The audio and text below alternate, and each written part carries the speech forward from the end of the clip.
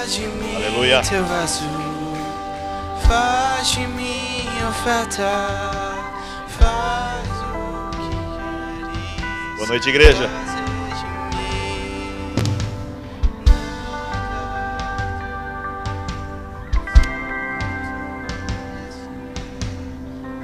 Nesse mesmo espírito que vocês estão, vamos fazer uma oração? Amém? Pai, obrigado, Senhor, porque nos trouxeste aqui hoje em segurança, Pai. Não nos trouxeste aqui por acaso. Tens uma palavra para cada um de nós.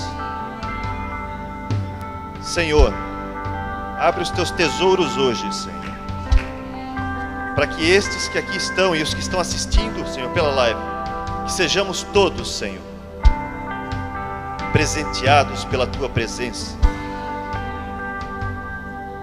Vem realmente, Senhor, fazer morada em nós hoje. Vem nos tocar de forma profunda, meu Pai, para que sejamos cada vez mais parecidos contigo. Vem responder orações, ó Senhor. Fala conosco. E eu também peço, Senhor, usa-me como teu instrumento hoje. Faz-me lembrar aquilo que é importante, que tu queres que seja passado ao povo, Senhor.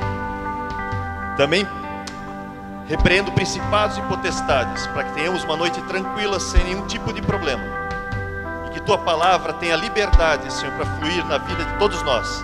Que teu Espírito, Senhor, abra as nossas mentes e nossos corações para o teu profundo, para o teu escondido, para que possamos navegar e fluir no teu Espírito, Senhor, e crescermos na graça e no conhecimento de Cristo. Amém, amém, amém. Aleluia. Pode sentar, gente.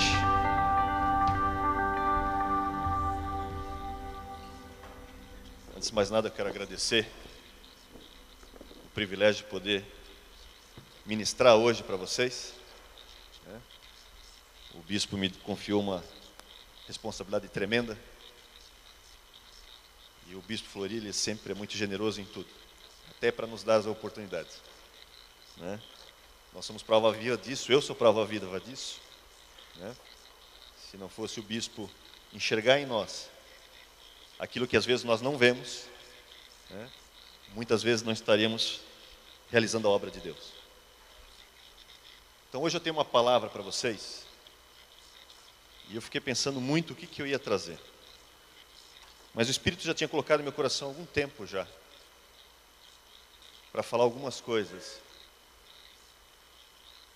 não só como igreja, mas até mesmo como instituição, a própria Palavra Viva. De alguns aspectos, nós temos crescido muito nesses últimos anos, em vários sentidos, como igreja, mas principalmente como corpo de Cristo. Não somente como instituição, não somente como número de pessoas ou como número de igrejas, mas como corpo de Cristo. Nossa mensagem tem amadurecido bastante. Mas eu quero abrir um novo patamar hoje. Quero fazer um desafio para muita gente. Eu estava olhando o pessoal aqui, e para poder entrar nesse assunto, eu estava reparando, né? O pessoal estava animado, cantando, suando. Quem está com sede aqui? Eu tenho alguém com sede? Não. Sede de água e sede da palavra? Amém? Então hoje eu quero falar desses dois. Eu vou pedir para a gentileza de colocar para mim os slides. Eu quero aproveitar. Hoje eu vou facilitar a vida de vocês. Eu já coloquei todos os textos que eu quero ali. Então vocês podem ficar bem tranquilos, né? Não vou ficar pressionando ninguém com o texto hoje. O que eu quero falar? Primeira coisa que eu quero falar sobre a água. Você já reparou como nós somos formados? Dá uma olhadinha só ali, naquela figura, e repara, olha só, quanto de água tem no teu sangue? Cerca de 90%. Na tua pele, cerca de 64% da sua pele é água, né? Olha só, pulmões, coração, cérebro, 75% do seu cérebro, água. Em média, num adulto masculino normal assim, ele tem pelo menos 65% do seu peso é água. Ou seja, a maior parte que compõe você, o seu corpo, é H2O. Simplesmente H2O. E é interessante porque a água é fundamental para a vida. Você vê às vezes no jornal, né, quando eles encontram um planeta, ou um asteroide, o que for, uma lua, uma das primeiras coisas que eles buscam, o que é? Água. Sabe por quê? Porque sem água não tem vida como nós conhecemos. A vida que nós conhecemos requer água. Sem água, ela não se desenvolve. Não tem meios. A água é fundamental. Você consegue passar, por exemplo, uma semana sem tomar água? Nem um dia, né, gente? Se ficar 2, então a língua já começa a ficar presa no céu da boca, já causa um desconforto tremendo. Até para você pensar, lembra, o cérebro tem 75% de água, quer dizer, se começa a faltar água no teu corpo, muitas das suas funções, como você viu aqui, estão comprometidas. A água é fundamental para que elas funcionem. Por isso que você se mantém hidratado. Para você ter uma ideia, à medida que nós envelhecemos, a gente vai ficando mais ácidos. Sabia disso? Sabia que existe um negócio na aguinha chamado pH? Quem já teve aquário aqui? Alguém já teve aquário? Piscina? Já ouviu falar do pH, não viu? pH da água, ele define se a água está mais ácida, ou mais alcalina ou neutra. Né? São esses níveis aqui, ó. Então eu tenho os níveis da água, do neutro, para o ácido e para o alcalino. O nosso corpo, por exemplo, à medida que a gente envelhece, vai se tornando cada vez mais ácido. O jovem, por exemplo, o recém-nascido, são alcalinos. O idoso é ácido. Será que é por isso que a gente fica meio rabugento quando envelhece? Hã? É alguém que já envelheceu antes aqui, né? Então, quanto mais substâncias ácidas nós ingerimos, pior para nós. Inclusive, existem algumas teses que dizem que o câncer, por exemplo, se desenvolve muito mais em meios ácidos do que em meios alcalinos. Por isso que é muito mais propenso a você desenvolver um câncer na sua, né, idade mais avançada, para não dizer outra coisa, do que na sua juventude. Justamente pelo meio. E é curioso como o nosso organismo, como Deus formou o nosso organismo, que, por exemplo, nós atacamos nosso organismo com frequência.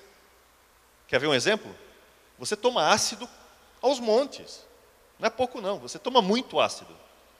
Quem toma refrigerante aqui? Pode olhar, o pH é ácido, extremamente ácido. Você está favorecendo o seu organismo para se ficar ácido. Ele vai ter que trabalhar para poder gerar e manter um equilíbrio. Ele precisa de um equilíbrio. Né? Você tem uma ideia como isso é importante? Ó, eu coloquei aqui, quando o pH cai para baixo de 7,27, você tem um aumento de 100 vezes no estímulo na destruição óssea, o que promove osteoporose. Ou seja, quanto mais refrigerante e afins, meios ácidos que você ingere, maior o risco de desenvolver osteoporose. Por exemplo, entre outras doenças que são relacionadas. Você percebe como a qualidade da água é fundamental? Qual é a melhor água? A água ideal é a chamada água pura. O pH dela é o pH neutro, 7. Só tem um detalhe. Ela não existe no meio como nós conhecemos. Não existe água pura. Você pode ter mais próximo de pura, mas sempre vai ter um elemento de contaminação.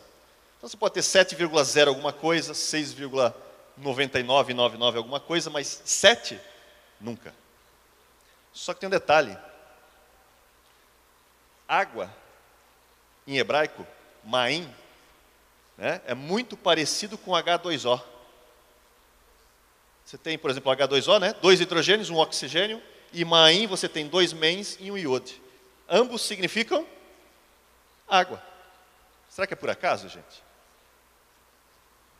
Será que isso é por acaso? Coincidência, né? Ou jesuicidência, como dizem alguns. Qual é a água que você precisa? A água que a gente precisa, gente, é essa aqui, ó, a palavra. A palavra é a nossa água.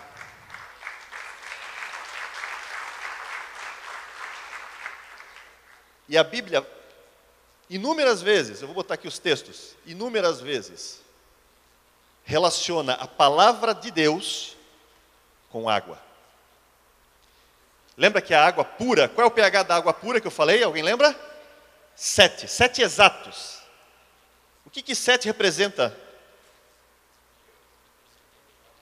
Perfeição, saciedade, completude. Você acha que é por acaso que o pH da água pura, que representa a palavra de Deus, o pH é 7? Você acha que isso é por acaso, gente? Isso não é por acaso, isso é design. Puro design. Por isso que tem um texto que eu gosto muito de Salmo 110, ó. Puríssima é a tua palavra, por isso o teu servo a estima. Puríssima.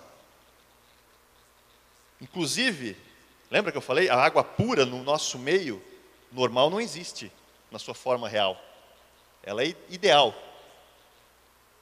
Por isso que a palavra de Deus, ela vem do ser que é ideal, perfeito. Vem do sobrenatural, não vem do mundo natural. Você pode ficar 3 dias sem tomar água. Tem a regra dos 3, né? Se você buscar no Google, regra dos 3, você vai ver 3 dias, 3 semanas sem comer.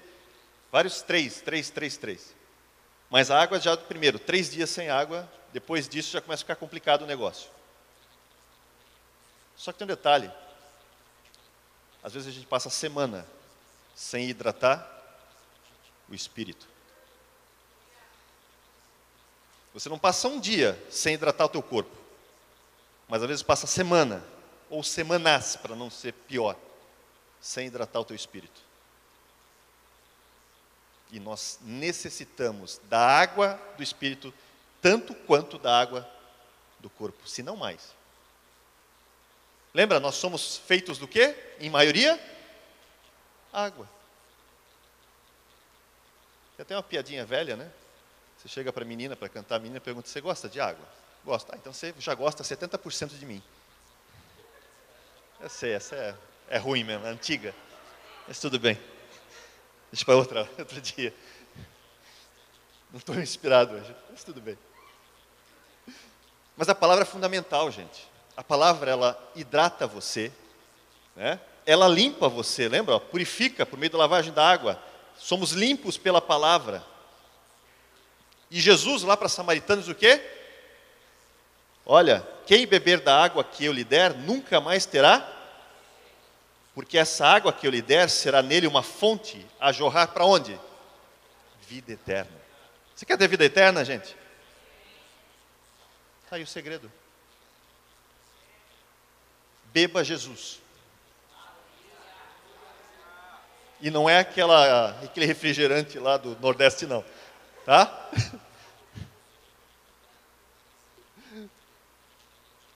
A água é um elemento fundamental para a vida, né? Ela nutre, hidrata, não só o corpo, ela rega a terra.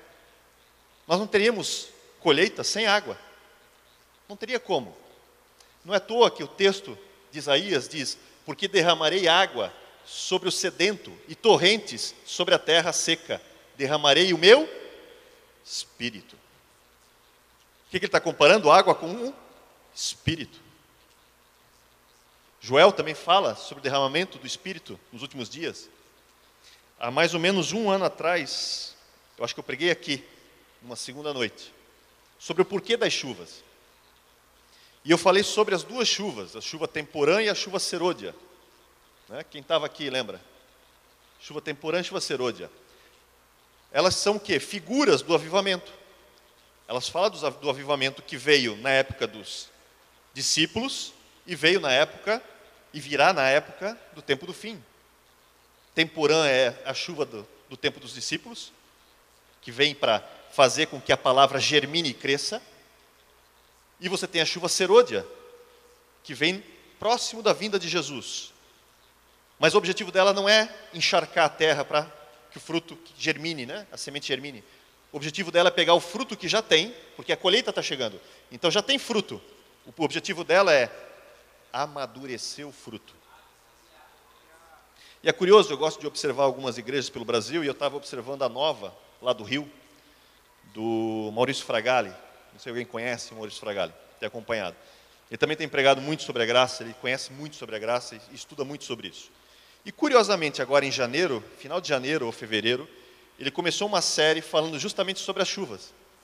E justamente esse item que a gente discutiu há um ano atrás, sobre a chuva temporã, relacionada ao avivamento na época dos discípulos, e a chuva serôdia, que é o avivamento que nós consideramos que é agora. E é curioso, ele chegou à mesma conclusão que eu, quando preguei aqui, de Zacarias 10, que fala o quê? Pedi chuva no tempo da chuva serôdia. Sabe a conclusão que ele chegou, que é a mesma que eu já disse aqui? O avivamento do tempo do fim não vem para todo mundo. Só vem para quem pede. Nós já estamos no tempo da chuva serôdia. Você só precisa pedir. Já faz um ano que a PV, eu lembro disso quando eu falei, eu disse, olha, no mundo espiritual foi aberto. Está lá, está disponível, é só pedir. Quer chuva serôdia, quer avivamento na sua vida? Peça. Peça chuva, peça água. Vai irrigar você, primeiro, espiritualmente, que é o que interessa. Porque do espírito flui depois para as tuas emoções, para a tua alma, e vai fluir para o teu lado material. Mas tudo começa pelo espírito. A água também nos revigora, né? Você está cansado, chega cansado do trabalho durante o dia. Quando você toma um banho, você fica mais animado ou menos animado? Normalmente você fica mais animado, né? O banho parece que renova você. Não parece? Você vê como a água é fundamental para a gente? Ele é um elemento incrível, gente. E da mesma forma como a água nos revigora corporeamente, também, desfalece minha alma, aguardando a tua salvação, porém espero na tua palavra. Estou aflitíssimo. Foi um dia difícil. Vivifica-me, Senhor, segundo a tua. Quando você estiver cansado, aflito, e tomar um banho, lembra sempre. Toma banho de palavra. Vai fazer ainda melhor do que você para o teu corpo. A gente tem aqueles programinhas para tomar água, não sei se vocês ainda têm, se o pessoal usa ainda. No escritório se usava muito lá em São Paulo. Tem um programinha para cada 15, 30 minutos tomar um gole d'água. Eu recomendo que vocês façam isso também. Instalam um programinha desse, só que na hora que for tomar o gole d'água, toma um gole de palavra junto. Vai fazer diferença para você. E vou explicar depois mais detalhes disso. A água molda-se e transpõe obstáculos das mais variadas formas, transforma a geografia de onde passa, derrubando, atravessando muralhas, pedras em seu caminho. E o que diz Romanos 12? Não vos conformeis com este século, mas transformai-vos pela renovação da vossa mente, para que experimenteis qual seja a boa, a agradável e perfeita vontade de Deus. À medida que você se enche da água do Espírito, a sua mente vai sendo transformada. Pedras que estão na tua mente, no teu caminho, coisas, barreiras do passado, que traumatizaram você, vão sendo removidas. Cura vai vindo do seu espírito para a sua alma. E muitas vezes, porque às vezes é psicossomático, vem para o seu corpo também.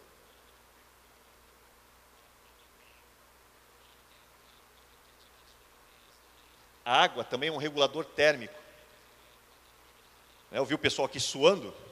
Isso é função da água. Você está suando porque o organismo está pegando aquele calor e jogando para fora, para manter o teu corpo estável, em ordem, temperatura normal, para não entrar, numa sobrecarga de calor. E o que nós temos também na palavra? O que me consola na minha angústia é isso: a tua palavra me vivifica. O Senhor é o meu pastor, nada me faltará. Ele me faz repousar em pastos verdejantes. Leva-me para junto das águas de descanso e refrigera-me a alma. Quando você sentir o calor do momento e estiver difícil, corra para a palavra. Vai refrigerar você. Vai trazer uma novidade de vida para você. E agora eu vou começar a entrar onde eu realmente queria. Isso é só uma introdução do texto que eu queria chegar. A água é um solvente universal, limpa impurezas dos mais variados tipos. Não é verdade? Inclusive, o líquido, a água líquida, é um dos solventes fantásticos, não tem outro igual. Praticamente todo material que você conhece pode se dissolver em água. Por isso que você pega sal, açúcar e tantos mais. Imagina se você não pudesse cozinhar com um líquido que não pudesse reter, né, e diluir todo aquele monte, às vezes, de spices, como é que é? Temperos que você coloca. Se ficasse tudo, não fosse diluído, a água dilui tudo. A mesma coisa com a sua roupa, né? Se não fosse isso, como é que a gente ia se lavar o corpo? Não são todos os líquidos são assim. Inclusive, a água é o único líquido que nós temos no planeta que nós temos nos 3 estados. Gasoso, só olhar para as nuvens. Sólido, é só olhar o que está acontecendo agora na neve nos Estados Unidos, que o bispo tem colocado, por exemplo, ou olhar para a Antártida e afins. Né? E líquido, que não precisa ir longe para você ver isso. Porque a temperatura dela, né, ela solidifica a 0 graus e ela evapora a 100 graus. Para manter todo o quê? Todo o ciclo de vida do nosso planeta. Ela foi preparada, você tem uma ideia, a água tem mais de 60 propriedades que só a água tem. Nenhum outro líquido tem. Por isso que ele é tão fantástico.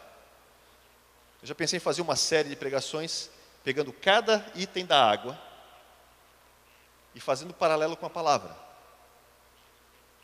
Mas vou ter que fazer isso em vídeo, porque em culto eu teria que fazer um seminário de um mês, não ia rolar. Né? Eu coloquei aqui só alguns exemplos, mas eu quero me deter nessa questão aqui da limpeza. Por quê? Porque o texto fala assim, ó, lá em Ezequiel 36, 25 ao 27. Deus fala assim: então, aspergirei água pura sobre vós. Não é água contaminada, hein? Água pura. Porque lembra, a palavra de Deus é água puríssima. Muito bem. E ficareis purificados de todas as vossas imundícias, e de todos os vossos ídolos vos purificarei. Dar-vos-ei coração novo. Porei dentro de vós espírito novo. Tirarei de vós o coração de pedra, e vos darei coração de... Porei dentro de vós o meu espírito, e farei que andeis nos meus estatutos, guardeis os meus juízos, e os observeis. O que é isso aqui, gente? Novo nascimento. A gente fala muito no Novo Testamento sobre a nova criatura, ser nova criatura. Mas onde você tem isso definido que nós somos nova criatura? O que mudou quando você se torna nova criatura, quando você aceita Cristo como seu Salvador? Afinal, o que mudou? O Novo Testamento não detalha isso com clareza. Quem detalha, por incrível que pareça, é o Antigo. Ele dá os detalhes para você. Ele diz o seguinte: sabe o que mudou? Primeiro, você foi purificado pela água da palavra. E você lembra? A palavra encarnou. Quem é a palavra, gente? Jesus. Jesus nos purificou. É Ele que fez esse trabalho aqui, ó. A água dele. Lembra quando Ele fala para os discípulos? Vós já está limpo pela palavra que eu vos falo. Jesus diz para eles: vocês não precisam se preocupar, eu já estou limpando vocês só com a minha palavra. Nós fomos limpos, salvos, redimidos, renovados e transformados, como diz o texto, por Cristo, pela palavra de Cristo. Porque Cristo é a palavra de Deus encarnada. E o que mudou? Mudou isso aqui, ó. Eu vou pedir aquela, por gentileza, alguém traga a minha... Vou fazer uma brincadeira hoje, minha bacia ali. O que ele faz? Dá um coração novo e põe dentro de nós um espírito novo. O que é coração, gente? O que é ganhar um coração novo? Lá em Jeremias 31, obrigado.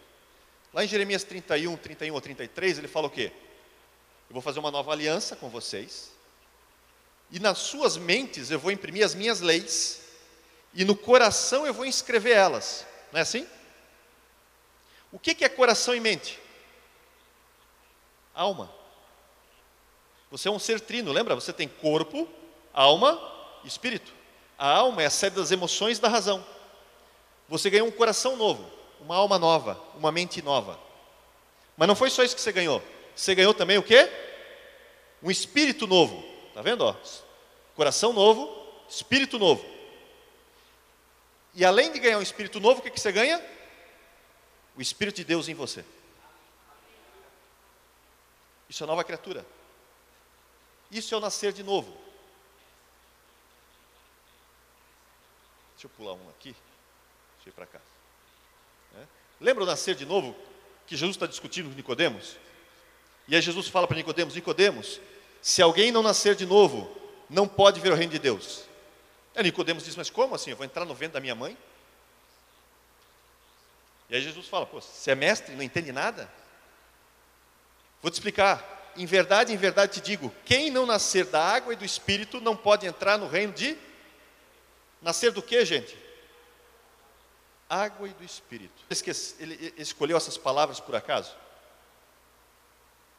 Porque lembra, se você continuar o texto, depois vai dizer: o que é nascido da carne é carne, o que é nascido do Espírito é Espírito. E não é à toa que você recebe um Espírito novo. Mas como é que é essa questão da água e do Espírito? Como é que eu nasço da água e do Espírito? Como é que funciona esse processo? Quem é batizado aqui? Todo mundo. Vamos lembrar um pouco o batismo.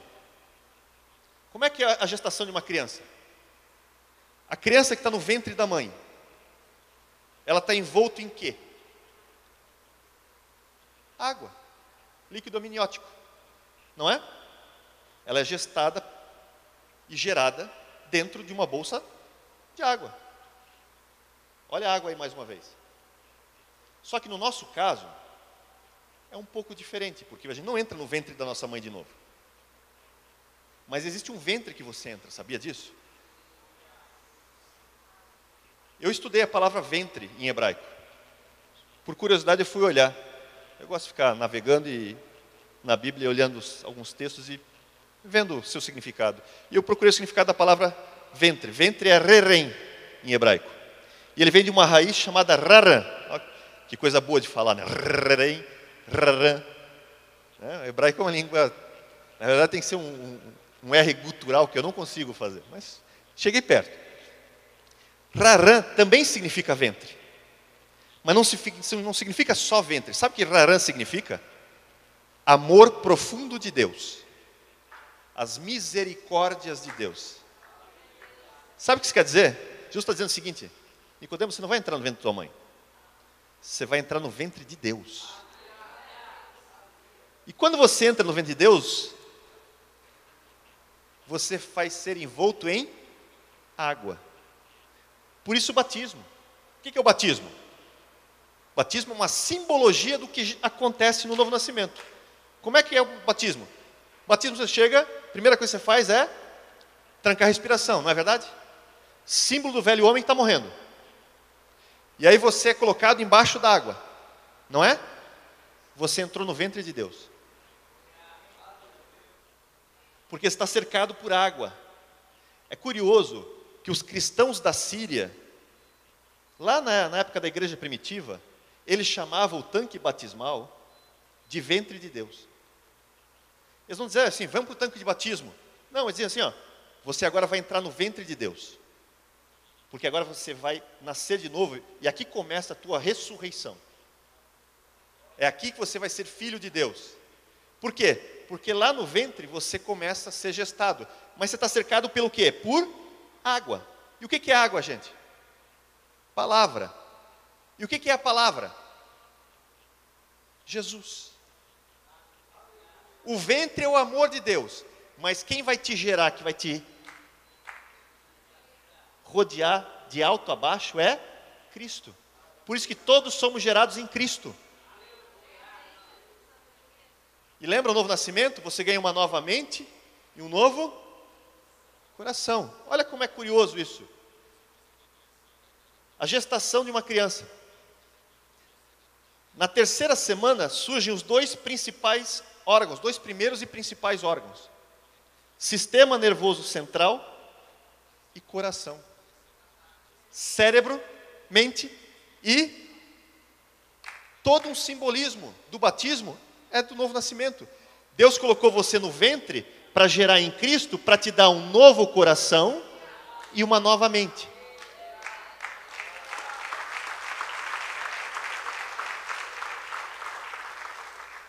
O que que você faz quando você levanta? Qual é a primeira coisa que você faz? Respira. E lembra, respirar me lembra isso aqui, ó. E Deus pega e dá o sopro de vida. Você recebe o Espírito novo e o Espírito de Deus em você. Sabe por quê?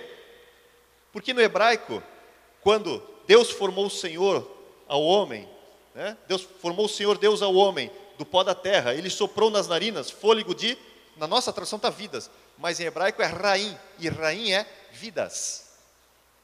Já está prefigurando lá na frente. Está dizendo o seguinte, ó, quando vocês nascerem de novo, vocês não vão receber só um Espírito não, vocês vão receber dois. O novo que eu vou dar e o meu que eu vou colocar junto de você. Percebe? E aí começa a minha brincadeira aqui. Deixa eu só me ajeitar aqui rapidinho.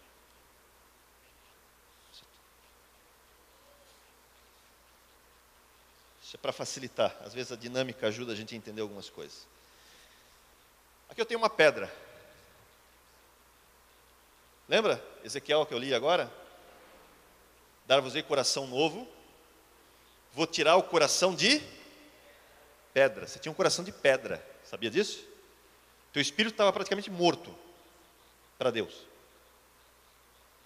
E no lugar de coração você tinha uma pedra. O que essa pedra simboliza? Simboliza as tábuas da lei que foram gravadas em pedra que o homem não consegue cumprir. Está fora dele. Está endurecido. O homem não consegue, não tem um coração de carne. Quando Deus vai fazer o homem, Adão ali, que eu coloquei no exemplo, Deus pega Adão e faz do que, gente? A partir do que ele faz Adão? De barro. Alguém pode só segurar para mim? Só segura aqui só um pouquinho. Aqui eu tenho uma pelotinha de barro. Com esse barro aqui eu consigo formar alguma coisa, gente? Consigo? Como ele está? Por quê? Está seco, não está? O que eu preciso para que ele possa ser moldável? Assim é a palavra de Deus. Você consegue abrir? Assim é a palavra de Deus. Sabe como é que Deus forma o homem? Usa da sua palavra. Para daí fazer o quê? Para fazer lodo. E com esse lodo ele consegue moldar. Porque sem água, sem palavra, você não é moldável. Você precisa da palavra para ser moldável. Por isso, pode deixar aqui. Obrigado. Por isso que você tem que nascer da água de novo. Porque você estava tão duro. Se eu jogar água em cima da pedra, eu consigo mexer na pedra e moldar ela? Não consigo. Não funciona. Não tem como. Você precisa ter água de Deus, da palavra, em você, para que você seja moldável. Sabe o que quer dizer, gente? Que só a palavra de Deus é que traz fé, não é verdade? Você precisa da fé. Fé em Cristo, não é? E a fé vem pelo quê? Por isso que alguém, quando escuta a palavra de Deus, e é gerado fé nele, há uma transformação. Ele deixa de ser aquele barro ressequido. E a água começa a entrar nele, hidratar ele, para que o oleiro possa pegar e mexer agora. Agora eu posso tratar você. Duro do jeito que você está, não dá. Se eu mexer em você, quebra. Então eu preciso te formar. Para te formar, vai água, e muita água. Por isso que a fé vem pelo ouvir, e ouvir a palavra. E a salvação é pela fé. A salvação é pela palavra. Está tudo interligado. Sem palavra, não tem fé. Sem fé, não tem salvação. Por isso que o texto diz, como crerão se não há quem pregue? Como serão salvos se ninguém pregar para eles? Você precisa pregar para que a palavra gere fé e amoleça os corações que estão endurecidos. Percebe? Mas eu vou entrar numa coisa mais complicada. Agora eu vou entrar numa coisa mais profunda. Vamos ver se o tempo vai me favorecer. Acho que dá. Vamos lá. Que agora eu vou entrar numa questão que a gente não tem entrado muito aqui na PV.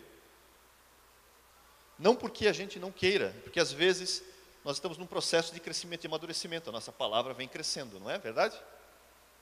Então eu vou entrar num detalhe para você entender certas coisas com mais clareza.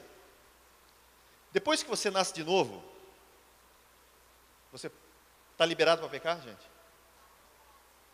Hã? Depois que eu nasci de novo, eu vou pecar à vontade agora? Vou nadar de braçada no pecado, porque agora já todos os meus pecados foram perdoados, agora estou zerinho em bala, posso nadar de braçada no pecado, certo? Não. Por que não? Por que os apóstolos falam tanto isso? Ó? Filhinhos, estas coisas vos escrevo, para que não pequeis. Mas se, todavia, alguém pecar, temos um advogado junto ao Pai, Jesus Cristo justo. E todo aquele que é nascido de Deus não vive na prática de pecado, pois o que permanece nele é a divina semente. Ora, esse não pode viver pecando, porque é nascido de Deus. Mas não é só ele que está sozinho, Pedro também fala, por isso, cingindo o vosso entendimento, sede sóbrios, esperar inteiramente na graça que vos está sendo trazida na revelação de Cristo. Como filhos da obediência, não vos amoldeis as paixões que tinhais anteriormente na vossa ignorância. Pelo contrário, segundo é santo aquele que vos chamou, tornai-vos os santos, também vós mesmos, em todo o vosso procedimento, porque escrito está, sede santos porque eu sou. E Paulo, né? Sede meus imitadores, como também eu sou de Cristo. Paulo está dizendo, olha, quer um modelo? É Cristo. Cristo peca, gente. Então nosso modelo é de não pecar. E Paulo fala isso em vários textos, de formas diferentes, em alguns deles, mas a mesma coisa, o mesmo sentido em vários textos. Em Colossenses, ele vai fazer o seguinte, fala para você, ó, depois que você nasceu de novo, se você nasceu de novo mesmo, você tem que fazer morrer a tua velha natureza. Você vai se despojar dessas coisas. Aí ele dá uma lista aqui, por exemplo, ira, indignação, maldade, maledicência, linguagem obscena, mentira. Porque você se despiu do velho homem, lembra? Você nasceu de novo, então o velho homem morreu. Lembra? Morreu. Agora é um novo homem, você se revestiu do novo homem, que se refaz no pleno conhecimento, segundo a imagem de quem o criou. Imagem de quem? Quem que nos criou de novo? Cristo.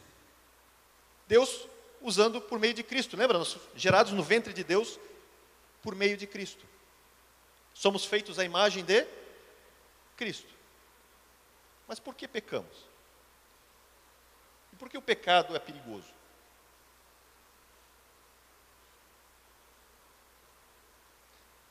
Primeiro motivo por que nós pecamos. Você ganhou uma nova alma, um novo espírito, ganhou o Espírito de Deus, mas tem uma coisa que não mudou. O que não mudou, gente? O que não mudou? A carne. O corpo ainda é o mesmo. Tanto que quando eu olho para você, eu só enxergo sua carne, não enxergo sua alma e seu espírito. Eles estão escondidos de mim, é que nem o pátio do tabernáculo. O tabernáculo eu só enxergava o pátio, mas o santuário e o santíssimo, o lugar santo e o lugar santíssimo não, porque estava coberto. Porque também o tabernáculo representava corpo, alma e espírito, assim como nós. Lembra? Paulo em 2 Coríntios 5 fala, neste tabernáculo gememos. Ele está usando a mesma linguagem, está dizendo, nós somos um tabernáculo. Nós temos um pátio, que é o visível, que é o corpo. Mas nós temos uma alma e um espírito, que é o lugar santo e o santíssimo. Como o corpo não mudou, nós temos uma guerra agora. Nós já somos filhos de Deus ou não? Completos? Eu já ainda não. Já somos filhos de Deus, mas não completamente. De certa forma, é como se fôssemos agora seres híbridos. você já nasceu de novo como alma e espírito, mas a tua carne é antiga. E essa carne ainda não foi transformada, certo? E ela tem desejos, não tem? Essa carne, por exemplo, gosta de comer. E a barriguinha nossa já induz que quem ganha, o espírito ou a carne? A carne. A nossa carne gosta do que, gente? Festa, bagunça, comida, vida boa, preguiça, né? Prazeres dos mais variados tipos. Não é disso que a carne gosta? Ela mudou? Não. Ela ainda é antiga. Ela vai te pressionar na tua nova natureza. E aí você vai ser uma pessoa em conflito. Mas não se preocupe, faz parte do processo. Paulo mesmo diz, né? Aquilo que eu quero, não faço. E aquilo que eu não quero, isso quem me livrará dessa carne? E aí ele passa o capítulo 8 de Romanos falando que quem nos livra é Cristo. Se você for guiado pelo Espírito, se você for guiado por Cristo, a carne não tem vez. O problema é que a gente fica no conflito. E esse conflito é complicado. Mas, uma pergunta importante. Se eu pecar, eu perco a salvação? Sim ou não, gente? Tem uns depende, tem uns não. Deve ter algum sim aí só na mente. Paulo lá em Efésios 2 diz o quê? Que a salvação vem pelo quê? Pela fé. E não por obras para que ninguém se glorie. Eu vou usar o autor de Hebreus aqui. Vou fazer um merchan, já que o Unigrace agora começa dia 14, eu vou dar aula de Hebreus, eu vou aproveitar e vou usar o livro de Hebreus. É um livro delicioso para você estudar, e eu vou pegar ele e vou destrinchar ele para explicar o âmago dessa questão. Hebreus tem várias coisas, né? Mas são duas linhas principais. A primordial dele é a fé. A primordial dele é sedimentar a fé. Porque ele vai jogar no livro inteiro, se você ler do livro, de capa contra capa, do livro de Hebreus, os 13 capítulos, você vai perceber que a salvação só tem uma forma, pela fé. Não por obras. Independente de qual obra você faça. Seja pequena, seja grande, seja a natureza dela, boa ou má. A obra não tira a salvação. Porque a obra não te deu, por que ela tiraria? A salvação vem pela fé. E é interessante que Hebreus, aqui no final do capítulo 5, início do capítulo 6, ele vai dar uma dura. Isso serve para nós, porque serve para mim, vai servir para vocês. Olha só o que ele vai falar. A esse respeito temos muitas coisas que dizer e difíceis de explicar, porquanto vos tendes tornado tardios em ouvir. Pois com efeito, quando devíeis ser mestres, atendendo ao tempo decorrido, tendes novamente necessidade de alguém que vos ensine de novo quais são os princípios elementares dos oráculos de Deus. Assim, vos tornastes como necessitados de leite, não de alimento sólido. Ora, todo aquele que se alimenta de leite é inexperiente na palavra da justiça, porque é criança, mas o alimento sólido é para os adultos, para aqueles que pela prática têm as suas faculdades exercitadas para discernir não somente o bem, mas também o mal. Sabe o que ele está dizendo? Dizendo a vocês, já eram para ser mestres. Vocês são cristãos há anos. Olha, 10, 15, 20, talvez 30 anos. Vocês, pelo tempo de casa, como cristão, como nova criatura, vocês já deviam ser mestres. Mas eu tenho que vir aqui nesse livro e trazer e tratar de discutir com vocês coisas básicas. Gente, o livro de Hebreus, o autor está dizendo aqui, é básico. Tem gente que acha difícil o livro. E está tratando de rudimentos, fundamentos básicos da fé cristã. E ele vai usar a questão do sacerdócio e do sacrifício de Cristo para sedimentar o conceito de que Cristo fez tudo que era necessário fazer e que a salvação vem unicamente por ele, por meio da fé. E ele considera certas coisas tão básicas que ele fala assim ainda. Por isso, pondo de parte os princípios elementares da doutrina de Cristo, deixemos-nos levar para o que é perfeito, não lançando de novo a base do arrependimento de obras mortas, da fé em Deus, ensino de batismos de imposição de mãos, ressurreição dos mortos e juízo eterno. Sabe o que ele está dizendo? Salvação, obras, arrependimento, isso é base, isso é leitinho. Batismo, imposição de mãos, hierarquia de igreja, essas coisas, isso é leitinho, isso é coisa básica. E ressurreição dos mortos e juízo eterno, escatologia, é básico. Isso é leite. Está dando leite. Como é que você se sentiu nessa categoria? Alimento sólido ou leite? Percebe o problema? Vai ficar um pouco pior. Eu vou brincar com o grego aqui. Tá? Eu montei esse gráfico, isso aqui vai estar na apostila, para quem estiver em Hebreus. Mas eu vou usar só, aqui no Hebreus tem o C, já viu o C? Se permanecerdes em mim, e as minhas palavras em vós, né? Pedireis o que quiseres e vos será feito. Não é isso? Se permanecermos nele, devemos andar como ele andou. Não é aqui de João? C, C, C. Se tem um C, quer dizer que tem um não sei. Porque o C é uma condição. Quer dizer que pode ser que eu permaneça, mas pode ser que eu não.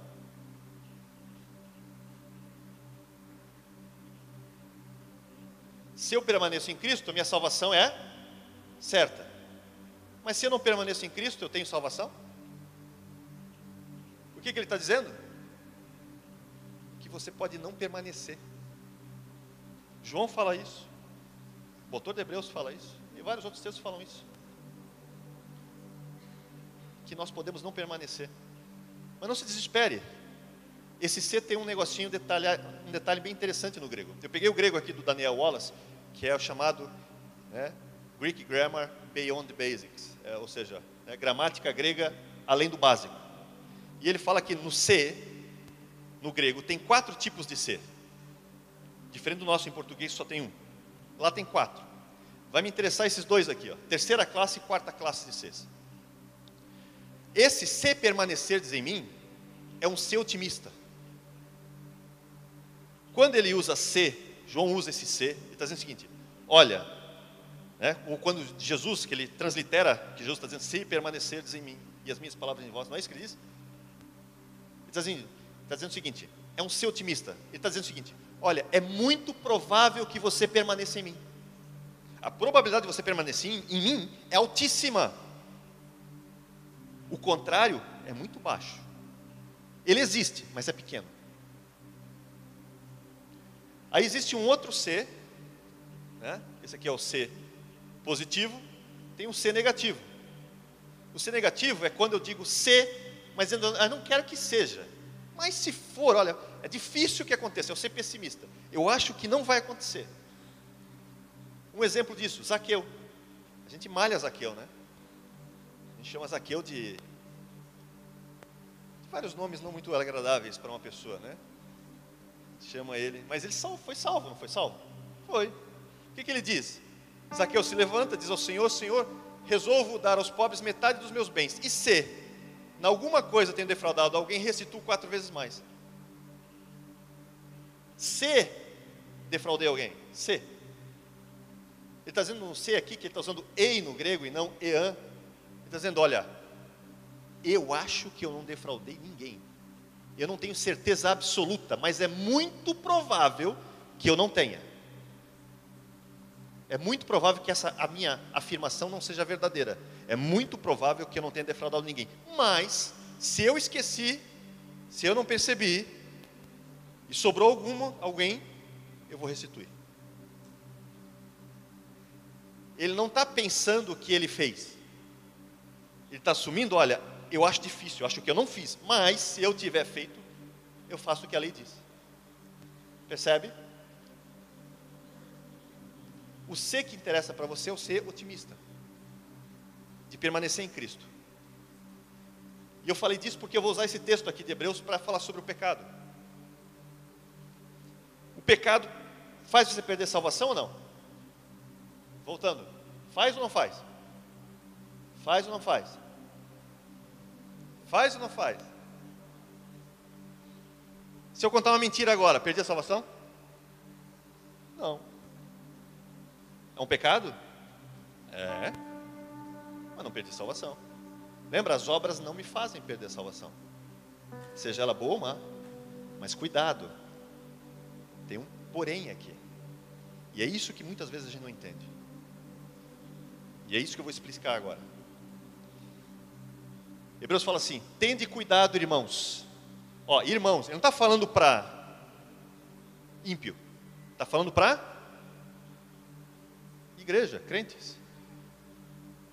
Jamais aconteça haver em qualquer de vós perverso coração de incredulidade. Apistia. Incredulidade é falta de fé. Sem fé. Negar a fé. E que vos afaste. Apistemes. Vem de apistemes, aqui está no nominal. É a palavra que dá origem à apostasia. Que vos afaste do Deus vivo. O que me afasta então do Deus vivo? O que pode me causar o quê? Me afastar do Deus vivo? Incredulidade. Perdi a fé em Cristo. Lembra? João 3,36. Quem tem o Filho tem o Pai. Tem a vida eterna. Quem não tem o Filho, não tem o Pai. E sobre ele permanece a ira de Deus. Não é o que João fala em vários textos dele? Resumidamente. Se você aceita o Filho, você recebe o Pai. Se você rejeita o Filho, se mantém rebelde ao Filho, você não tem o Pai. E é isso que ele está dizendo aqui. Cuidado para não ter um coração incrédulo que te leve à apostasia. É isso que ele está dizendo. Por quê? Porque ele está falando, olha, ele fala cuidado mesmo. E quando alguém diz cuidado na Bíblia, acho que a gente deve parar para olhar. Né? Porque ele está achando que pode. Ele vai afirmar que pode acontecer. Tenha muito cuidado para não perder a sua fé. E essa incredulidade te levar à apostasia. É isso que ele está dizendo. Mas ele continua. Pelo contrário, exortai-vos mutuamente cada dia, todo dia, durante o tempo que se chama hoje, um com o outro. Por isso que é importante estarmos em comunhão, a fim de que nenhum de vós seja endurecido pelo engano do... O que o pecado faz, gente? O pecado faz isso aqui, ó. O que era barro, moldável, cheio de água, o que o pecado faz? Vai te secando. É isso que ele está dizendo. O pecado engana você. Sabe o que o pecado faz? Ah, uma mentirinha não faz problema. Ah, uma puladinha de cerca não tem problema. Ah, um calotezinho não vai fazer mal a ninguém. É um pecadinho, Jesus já me salvou. Já, inclusive esse pecado que eu vou cometer agora, já está perdoado. E é verdade, ele não está mentindo. É verdade. Só tem um detalhe. Cada pecado é como se ele tirasse de você a água que está em você. Ele vai te secando por dentro. É isso que ele está dizendo, ó, cuidado, o pecado te engana. Ele faz de conta que não tem problema nenhum, que está tudo ok. Mas não se iluda. Ele seca você. E sabe o que ele faz quando seca? Ele tira a fé. Porque se ele tira a palavra, ele tira fé. E quanto mais seco você estiver, menos fé você tem. E aí está dizendo, cuidado, porque se você chegar nesse nível, você pode ter um coração perverso de incredulidade. Não brinque com o pecado. É isso que ele está dizendo. Não brinque, ele engana você, ele mente para você. Por isso que vários apóstolos reiteradamente dizem, se você é nova criatura, não peque. Agora, se você pecar, corra para Deus. Corra para Deus. Não corra de Deus. Eu vou mostrar isso depois. Corra para Deus. Para quê? Para Ele te dar água de novo. para que a água volte a hidratar você e tirar a sequidão que o pecado gerou. Isso vale para a fé, porque a palavra gera fé, né? A fé vem pelo ouvir pela palavra. E às vezes você não realiza as coisas, ou você passa uma semana, você entra aqui no domingo, ouve a palavra, sai daqui cheio de fé, cheio de palavra, irrigado pela palavra. Passa 2, 3, 4 dias sem tomar água da palavra. Você está secando por dentro. E ainda por cima, provavelmente, você vai acabar pecando. Uma vez ou outra vai pecar. E o pecado vai ajuntar e vai te enganar. Vai mentir para você. Vai dizer, olha, essa palavra não funciona não, hein? Olha, essa palavra não tem resultado não. Viu? Está vendo? Você pecou. Vou te enganar. Vou dizer, olha, eu acho que você não é nova criatura não, porque você pecou. O pecado faz isso com você. Vai usar a tua queda para te manipular. E aí o que você faz? Se deixa secar. E você não corre para a palavra. Você não corre para Deus. Por isso que ele diz, né? Porque nós temos tornados participantes de Cristo. Ó, nós temos nos tornados participantes de Cristo. Ele não está falando isso para pessoas que vão se converter. Não, ele está falando para convertido. Já participam da salvação, né?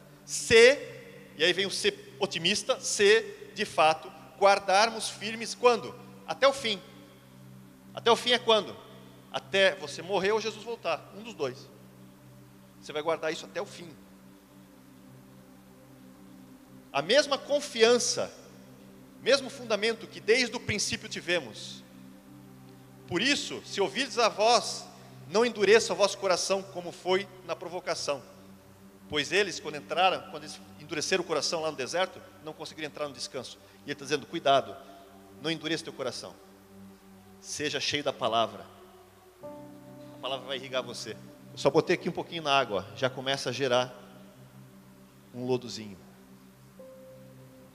Você só precisa disso, gente. Só palavra. Só palavra. E as coisas acontecem. Lembra? Fé vem pelo ouvir e ouvir a palavra. As coisas vão acontecer. Tenha fé, mantenha fé. Mas não se deixe enganar pelo pecado.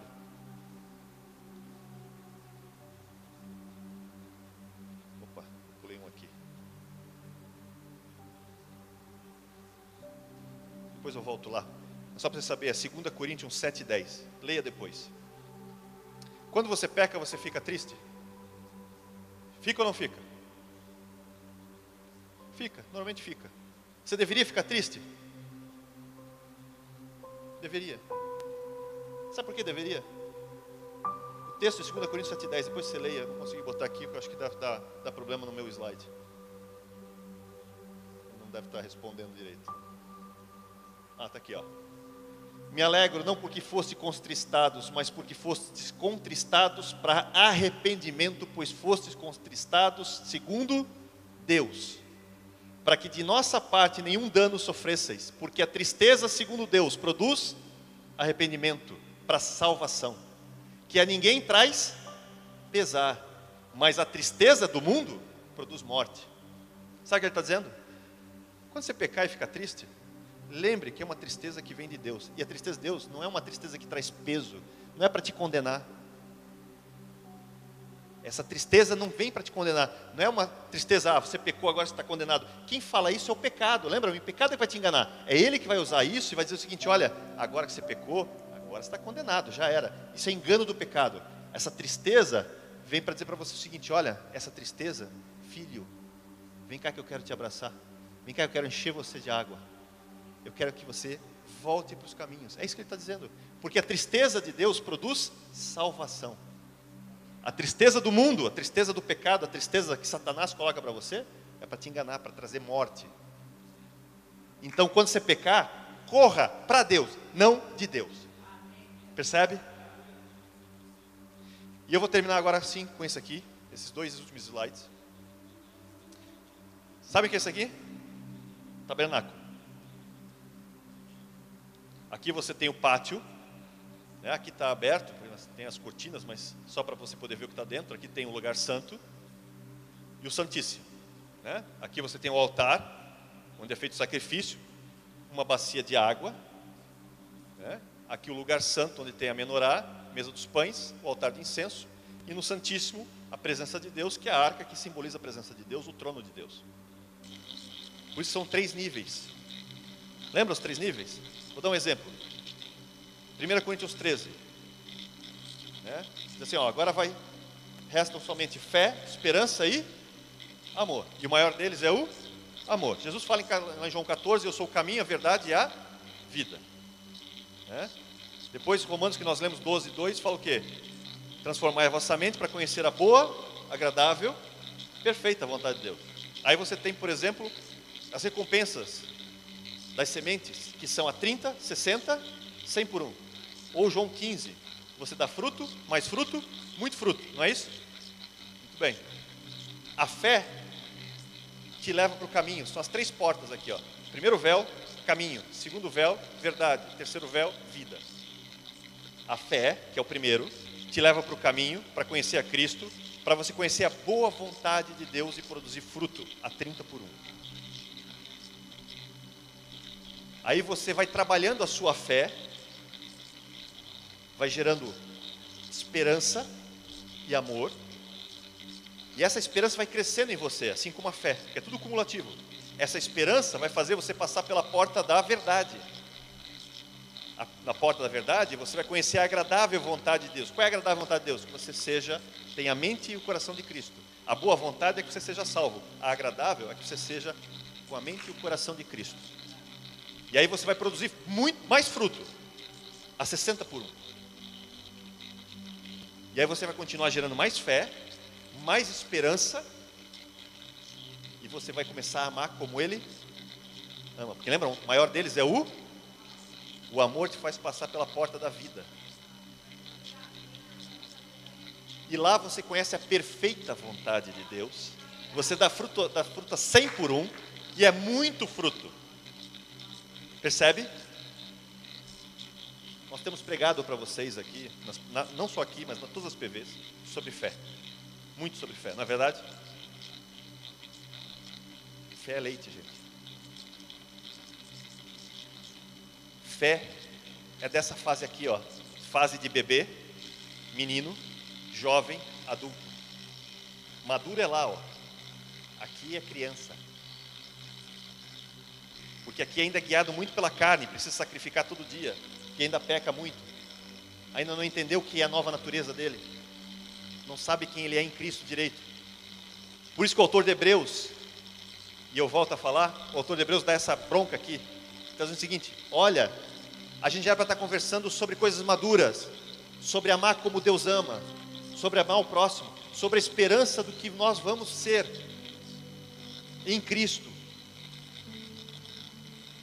De ter a mente de Cristo, de andar como Cristo andou, de amar como Cristo ama.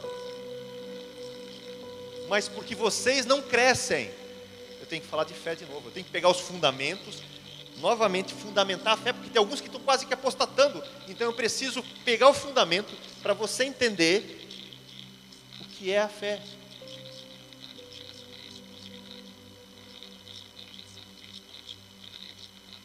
Nós não vamos parar de pregar a fé porque precisamos, mas gente, a palavra viva quer levar vocês para lá, ó, pro maduro. A gente não quer ficar nesse básico. Isso é base. E você vai ficar louco, porque você entra semana, sai semana. Nessa semana eu sou de Cristo, na semana seguinte eu não tenho certeza. Na outra eu ouvi uma pregação, agora tenho certeza. Na outra, não, aquele pregador não me ajudou, não foi legal comigo, já não tenho muita certeza. Na outra, não, já olharam para mim de uma forma diferente, o pastor não me cumprimentou, eu já não tenho mais nem certeza se eu vou naquela igreja. Vou procurar uma outra igreja. Menino, bebê, não entendeu o que é o amor, não entendeu Romanos 14, onde o forte suporta o fraco. E aí ainda, olha, eu fico espantado, tem crente que faz questão às vezes de chocar, porque se acha maduro. Porque eu posso fazer isso, eu posso fazer, vou botar no Face, tudo para todo mundo ver, quero chocar mesmo, é que eles vejam esses religiosos aí. Cuidado, gente. eles são fracos na fé, você já é maduro. Não vem escândalo por você. Cuidado. Não é o que Romanos diz? Se a comida faz o meu irmão se escandalizar, não como. Eu sei que eu posso comer, eu sei que para mim é lícito, mas ele acha que não, porque ele é fraco, eu suporto. Não vou expor ele e não vou trazer escândalo. Quem faz isso ama, como ele ama. Você não faz isso porque você acha que é melhor. Você faz isso porque você ama ele, você entendeu o que é o amor. Nós não podemos confrontar então? Podemos, claro, podemos confrontar. Tem situações que você pode, mas cuidado, faça isso com cuidado, com parcimônia. Leia Romanos 14:15 primeiro, e se você ainda sentir no Espírito, faça. Mas se o Espírito fala com você, diz, não, acho melhor não. Eu ia fazer, mas vai que tem um fraco aí, vamos suportar ele.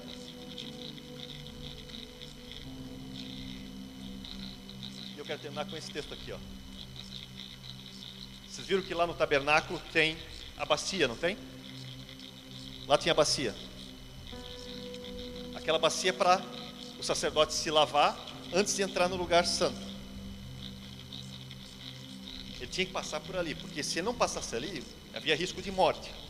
Então ele tinha que lavar mãos e pés. Ele tinha que lavar as mãos e os pés. Ele tinha que usar água. E lembra, a água é palavra.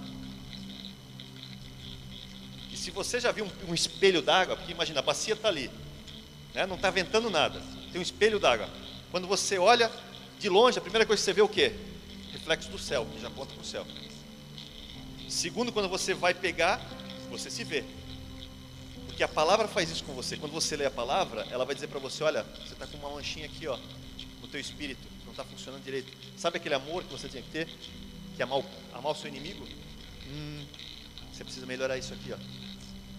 Só que se eu ler e não usar a água para me limpar, eu me limpei? Não. É o que Tiago vai dizer, ó.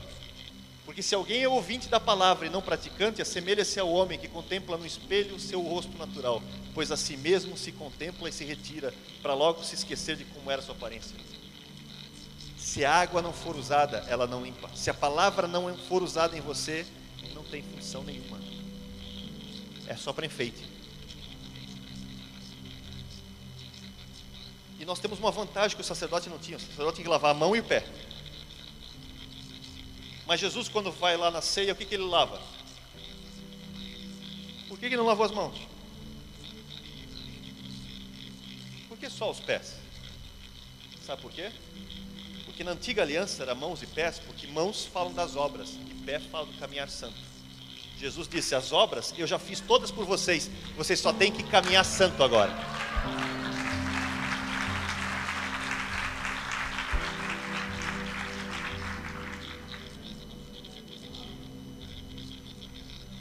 E eu termino com Tiago.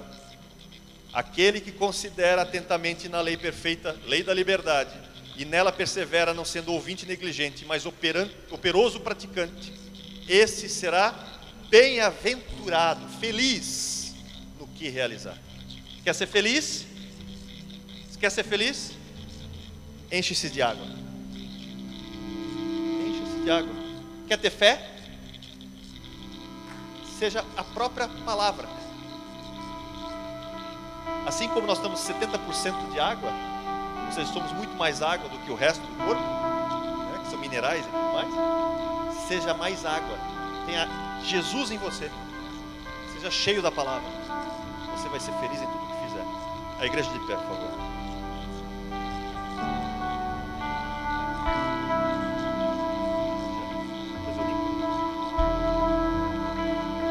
Eu quero fazer uma oração. Eu quero só que você levante a mão. Se essa palavra te tocou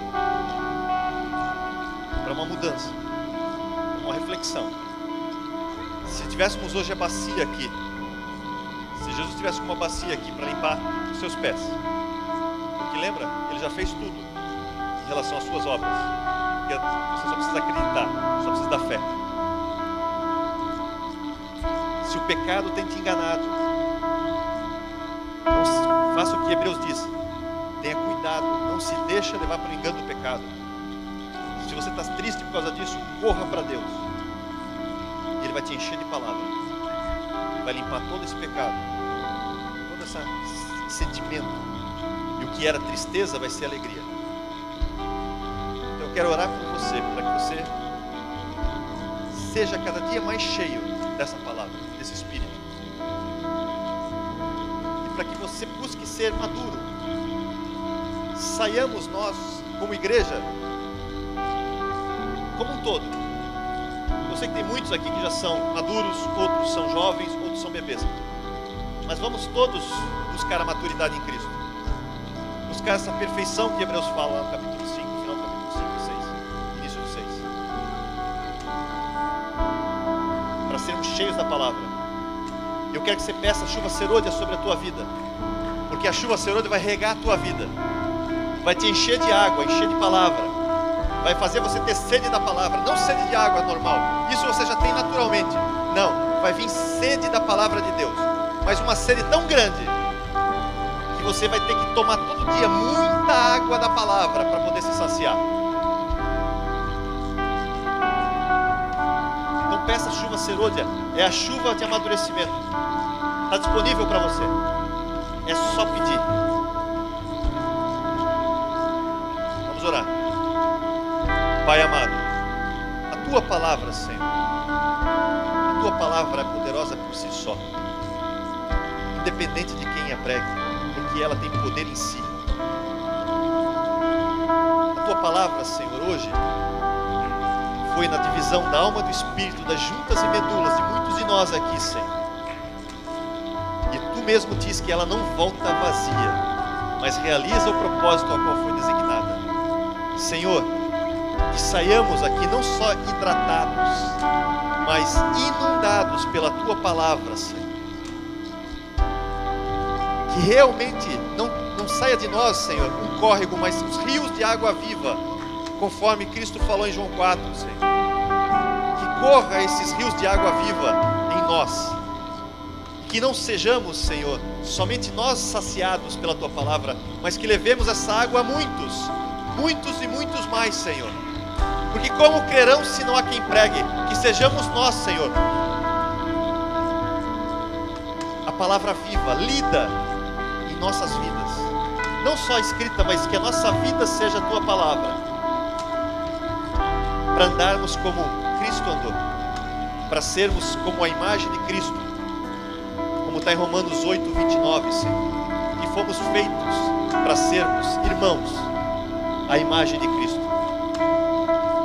Abençoa, Senhor, a tua igreja. Derrama a tua chuva serôdia, Senhor, sobre nós. Os pastores, os bispos. Na tua igreja, Senhor, no teu povo como um todo. E abençoa, Senhor, as nossas vidas nessa semana, te pedimos. Em nome de Jesus. Amém, amém e amém.